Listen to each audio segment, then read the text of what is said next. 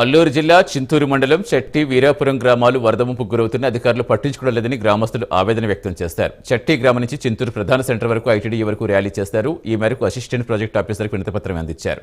ఈ సమస్య అధికారుల దృష్టికి తీసుకెళ్లి ఈ రెండు గ్రామాలకు న్యాయం చేస్తామని అసిస్టెంట్ ప్రాజెక్ట్ ఆఫీసర్ తెలిపారు.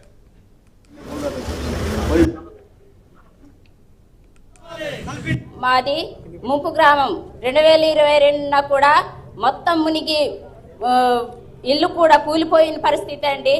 ఈ తిండి తిప్పలు లేకుండా గుట్టలెక్కి ఉన్నాము. ఈ రోజున ఇక్కడ రావాల్సి వచ్చింది అంటే మాకు 41.5లో కాంటూరులో చేర్చాలని మేము కోరుకుంటున్నామండి. మాకు న్యాయం జరగాలి.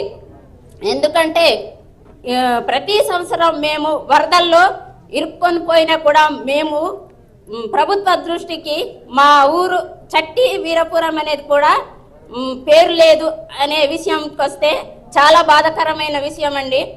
చట్టి గ్రామ పంచాయతీ నుంచి చట్టి వీరపురం గ్రామాల నుండి మేము ఈరోజు ఐటీడీఏకి పోలవరం ముంపు బాధితుల న్యాయ పోరాటం అనే విధంగా మేము రావడం జరిగింది.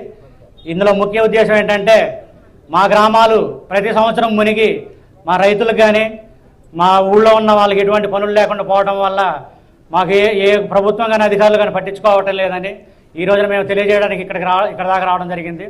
అలాగే చూసుకుంటే 2022లో కూడా మా గ్రామాలు మచ్చుకు కూడా మాకే కనపడలేదు.